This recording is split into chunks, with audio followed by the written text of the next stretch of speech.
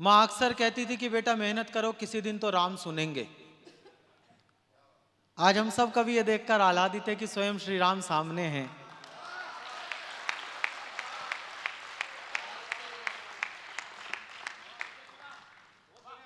हम राम को सुनाने आए हैं, और जिसकी राम सुन लेता है उसे फिर किसी और को सुनाने की जरूरत नहीं पड़ती।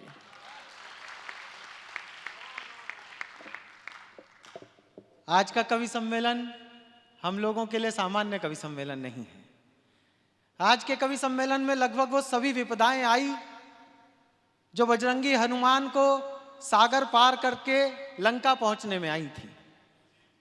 कभी किसी ने परछाई पकड़ ली तो कभी किसी ने द्वार रोक लिया, लेकिन राम का काज करने की इच्छा ऐसी थी कि उस द्वार से इस द्वार तक पहुंचने में हमें कोई व्यवधान हुआ नहीं।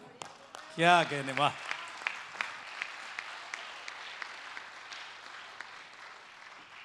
मैं भीतर से बहुत रोमांचित हूं। भगवान श्री राम के दरबार में कविता पढ़नी है। ये दूसरा अवसर है भगवान राम के दरबार में कविता पढ़ने का। पहला अवसर उत्तर रामायण में बताया गया कि लव और कुश ने स्वयं राम की आराधना राम के सामने की थी। आज हम सब स्वयं को राम का वंशज समझें कि स्वयं भगवान श्री राम अपने दरबार में बैठे हमारी कविता सुन रहे हैं। जब 14 वर्ष का वनवास पूर्ण हुआ तो राम अयोध्या की ओर चले, लेकिन रास्ते में विलंब हुआ। उस समय सिर्फ भरत थे जिन्हें आश्वस्ति थी कि कुछ भी हो राम आएंगे जरूर। और राम एक ऐसा नाम जिसके पूरे जीवन में उनका हर पात्र एक शब्द से विभूषित होता है, और उस शब्द को कहते हैं प्रतीक्षा। राम की शबरी भी प्रतीक्षारत है, राम का भरत भी प्रतीक्षारत है, राम की सीता भी अशोक वाटिका में प्रतीक्षारत है कि राम आएंगे और मुझे छुड़ाएंगे। राम का सुग्रीव भी प्रतीक्षारत है, और यहां आके महसूस हुआ कि राम की अयोध्या भी प्रतीक्षारत थी। मैं बड़ा रोमांचित हूं। सामने सब विद्वत जन बैठे हैं। हमने महाभारत में पढ़ा कि जब कुछ अच्छा काम होने लगा तो इंद्र विघ्न डालते थे और बारिश कर देते थे, हो नहीं पाते थे। ऐसे में यदि आपके पास कृष्ण जैसी चेतना हो तो आप गोवर्धन अपनी हिम्मत से अपनी उंगली पर रखकर इंद्र को परास्त कर सकते हैं। हमने रामायण में पढ़ा कि ऋषि मुनि जब तप करते थे, साधना करते थे, तो उस समय निशाचर तमाम उपद्रव करते थे, और उस समय अयोध्या के दो राजकुमार उनके आश्रम के बाहर धनुष बाण लिए खड़े होते थे कि अगर कोई निशाचर आएगा तो हम अपने पौरुष से उनके सब उपद्रव को निस्तेज कर देंगे। आज उपद्रव हुआ, निशाचर आए, लेकिन आपके उत्साह की प्रत्यंचा तनी हुई थी तो इस कार्यक्रम का कोई कुछ नहीं बिगाड़ पाया। क्या अद्भुत समय रहा होगा राम का। जो सेना का संचालन कर रहे हैं सुग्रीव, वो भी राजा। जो राम जी की सेवा कर रहे हैं हनुमान जी, वो भी राजा। जो राम जी की प्रतीक्षा कर रहे हैं भरत जी, वो भी राजा। राम जिससे लड़ने जा रहे हैं वो भी राजा, और जिसका अपने साथ बैठाकर राज तिलक कर दिया विभीषण, वो भी राजा।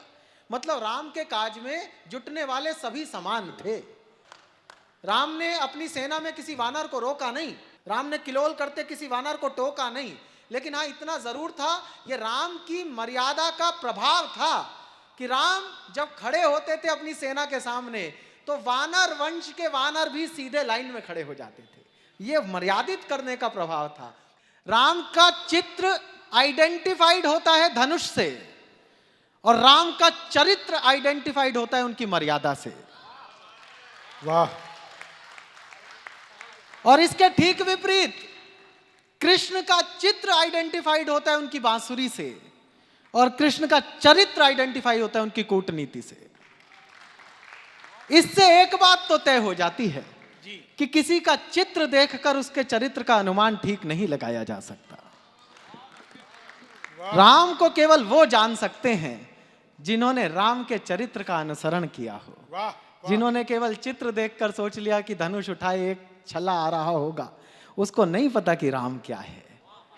तो राम को जानने के लिए क्या करना होगा, 4 पंक्तियां पढ़ता हूं। स्वागत है भाई। मैंने सब कवियों पर अंकुश लगाया है कि कम पढ़ें, जबकि इनमें से एक भी कवि ऐसा नहीं है जिसका अभी मन भरा होगा। सबको ऐसा लग रहा होगा कि बस एक भी ना बचे, बस ये तस्वीर सामने रहे और हम पढ़ते जाएं। सबके मन में ये उछाव है, लेकिन सब लोभ संवरण करके बैठे हैं। तो मैं भी मर्यादा का परिचय देता हूं, 4 पंक्तियां पढ़ता हूं। सरस्वती किसी को क्या देती है, पूरी जिंदगी तपस्या करने के बाद लगता होगा कि कहीं कोई हमें पहचान ले। पूरी जिंदगी तपस्या करने के बाद लगता होगा कि आपका कोई गीत वायरल हो जाए। हम कवियों को लगता है कि हमारी कोई एक पंक्ति कहीं कोट हो जाए तो हमारा सारे कागज काले करने सार्थक हो जाते हैं। मां सरस्वती ने मेरी किस्मत में भी वो एक पंक्ति लिखी है।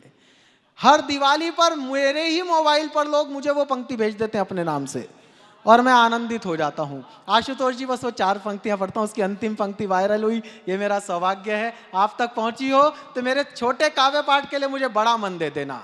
कि त्याग दी हर कामना, मैं बाबा तुलसी की कल्पना से बनी हुई नगरी में खड़ा हुआ हूं, मुझे लगना चाहिए कि कविता कैसे सुनी जाती है।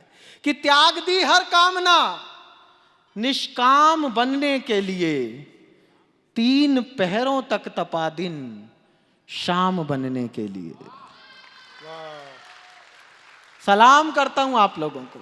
3 पहरों तक तपा दिन, शाम बनने के लिए। और घर, नगर, परिवार, ममता, प्रेम, अपनापन, दुलार, श्याम वर्ण के श्री राम विराजमान है इसी अयोध्या नगरी में। उनकी पलकें झपक जानी चाहिए। अब अंतिम पंक्ति आपकी आस्था से ऐसे उछलें कि त्याग दी हर कामना, निष्काम बनने के लिए 3 पहरों तक तपा दिन, शाम बनने के लिए। घर, नगर, परिवार, ममता, प्रेम, अपनापन, दुलार, राम ने खोया बहुत श्री राम बनने के लिए। वाह क्या बात है, बहुत अच्छे, वाह जिंदाबाद।